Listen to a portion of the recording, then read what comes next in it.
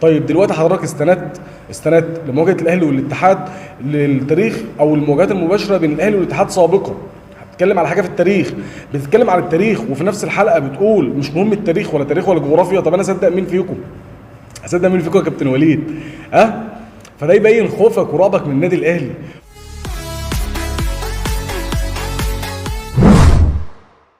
بسم الله توكلت على الله ولا حول ولا قوة إلا بالله العلي العظيم. اللهم صل وسلم وزد وبارك على سيدنا وحبيبنا سيدنا محمد عليه أفضل الصلاة والسلام. كابتن وليد الفراج بيقول لك الأهلي ما كسبش الاتحاد من أيام ما كانت الكورة جبس. المفروض إن احنا نضحك. أولا بس قبل ما نتكلم عن الموضوع دوت حابب بس إن أنا أفكركم، يعني مش عايزين ننسى إخواتنا في غزة من دعواتكم. ربنا يثبتهم وينصرهم يا رب ويهون عليهم اللي هم فيه إن شاء الله ويعديها على خير بإذن واحد أحد معاهم. كابتن وليد الفراج بيقول لك ايه بقى؟ بيتكلم يعني اولا يعني كتر الكلام ده يا كابتن وليد والله لازم بيأكد خوفك وبيبين خوفك. والله ده كله خوف. ما تفكرش ان ده ثقه. ليه؟ لان كل مره بيحصل كده، كل ما الاهلي مثلا يعني مثلا مواجهه الاهلي والهلال برضه كان نفس الكلام ونفس السياق، والنادي الاهلي مش هيقدر ان هو يكسب الهلال، والهلال هيعمل مش عارف ايه وهيبهدل الدنيا وهيسوي الهوايل وكلام كتير قوي كده مجعلص. هم يا جماعه مش عايزكم تزعلوا منهم، هم في دماغهم كده، هم من خوفهم من النادي الاهلي مفكرين ان هم لما يقللوا من النادي الاهلي ان هم كده يقدروا ان هم يفوزوا عليه. فخلاص هو دي دماغهم جابهم من قد كده، خلاص فسيب دماغهم على كده، مش هتقدر انت تغير لهم دماغهم يعني. بس لازم ان احنا نعرفه ان احنا فاهمين وان احنا عارفين اللي جواه، لان الكلام طبعا كله كلام مبعثر، مش مترتب، كلام مش مفهوم، بدليل ان هو قال كلام اصلا عكس بعضه في نفس الحلقه. والله العظيم في نفس الحلقه يا جماعه قال نفس الكلام متغير عن التاني. قال لك ايه؟ قال لك ان الاهلي ما قدرش يكسب الاتحاد من ايام ما كانت الكوره جبس كده. يعني بيتكلم في ايه؟ بيتكلم في التاريخ، تاريخ مواجهات الاهلي والاتحاد. هي القصه كلها مش مواجهات الاهلي والاتحاد، هي القصه كلها في النادي الاهلي وتاريخ النادي الاهلي وعظمه النادي الاهلي وامكانيات النادي الاهلي ايا كان مين المنافس بتاعه. الحمد لله احنا طول عمرنا ما بنفكرش في المنافس بتاع النادي الاهلي، احنا ما يهمناش مين هو المنافس، احنا يهمنا مين هو النادي الاهلي.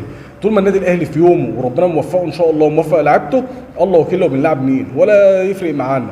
بس المهم ان هو في نفس الحلقه دي اللي هو بيتكلم فيها بيقول لك التاريخ، يعني بيتكلم على تاريخ المواجهات. قال لك ايه؟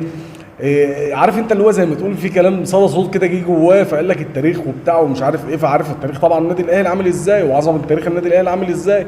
فقال لك بصوا هي مالهاش علاقه بقى ولا بتاريخ ولا بجغرافيا، احنا لنا دعوه بالوضع الحالي. الوضع الحالي ان الكره السعوديه مش عارف هي المتقدمه وهي الرايده وهي اللي مش عارف اهم فرق في الكوره العربيه ومش عارف ايه وكلام من ده. طيب دلوقتي حضرتك استندت لمواجهه الاهلي والاتحاد للتاريخ او المواجهات المباشره بين الاهلي والاتحاد سابقا. بتتكلم على حاجه في التاريخ، بتتكلم على التاريخ وفي نفس الحلقه بتقول مش مهم التاريخ ولا جغرافيا. طب انا اصدق مين فيكم؟ يا كابتن وليد؟ فده يبين خوفك ورعبك من النادي الاهلي.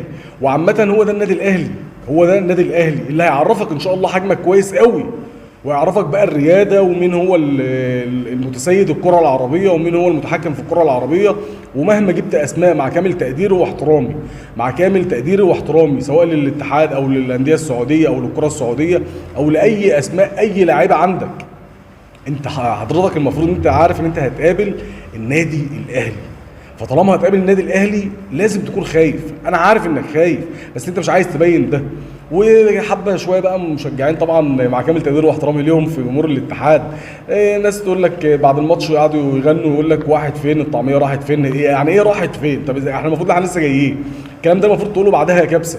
يعني لو انت كسبتني لا قدر الله تقول بقى واحد اتنين الطعميه راحت فين زي ما انا عملت وقمت مغني لك لما كنت بلعب المنافس بتاعك بقى الهلال، لما قمت مديله 4 كده على السريع. انا غنيت وقلت ايه بعد الماتش؟ 1-2 الكبسه راحت فين؟ يعني الماتش خلص انتهى. لكن قبل الماتش تقول لي راحت فين؟ لا، ما هي رايحه فين؟ هي عارفه مكانها ورايحين وقاعدين ومستنيينك وفي ارضك وفي وسط جمهورك. وان شاء الله باذنك يا رب، وافتكروا كلامي ده، الاهلي ان شاء الله هيفوز على الاتحاد. هي كوره مكسب وخساره وارد فيها كل حاجه، بس انا عندي دايما النادي الاهلي طالما هيشارك في مباراه ان شاء الله الفرص الاكبر هي للنادي الاهلي. وفي بقى بعض من جمهور النادي الاهلي بالمره يعني بالمناسبه عشان اقول لهم كلمتين برضو، لان شفت يعني بعض من اخواتنا الاهلاويه للاسف يعني شايفين ان الموضوع صعب وشايفين ان ايه ده الاهلي مش حلو والاتحاد مش عارف ايه ومعاه مين ومعاه بنزيما ومعاه كانتو ومش عارف ايه يا جماعه مش كده، انتوا بتشجعوا النادي الاهلي، عيب والله العظيم انك تقول الكلام ده. حتى لو خسرنا لا قدر الله يبقى نفس الكلام هو واحد مش هيتغير. حتى لو لا قدر الله خسرنا، بس هو الطبيعي ان شاء الله ان احنا هنكسب، وباذنك يا رب هنكسب ان شاء الله. فعيب لما تكون بتشجع النادي الاهلي تقول الكلام ده. النادي الاهلي انا عارف ان هو ممكن في الفتره الاخيره مستواه متذبذب، او مش هو ده النادي الاهلي اللي معودنا، بس في حاجه تانية لازم تكون انت عارفها ولازم تكون مرت عليك. مش معقول انت لو عندك سنتين اكيد مر عليك اي موقف منهم.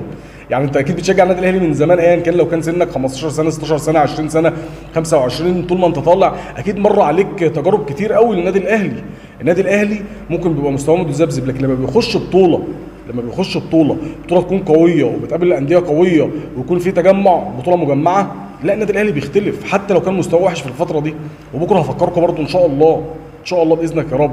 فما تقلقوش يا رجاله، ان شاء الله الاهلي هيفرحنا بكره زي ما هو معودنا باذن واحد احد، وهنفوز على الاتحاد.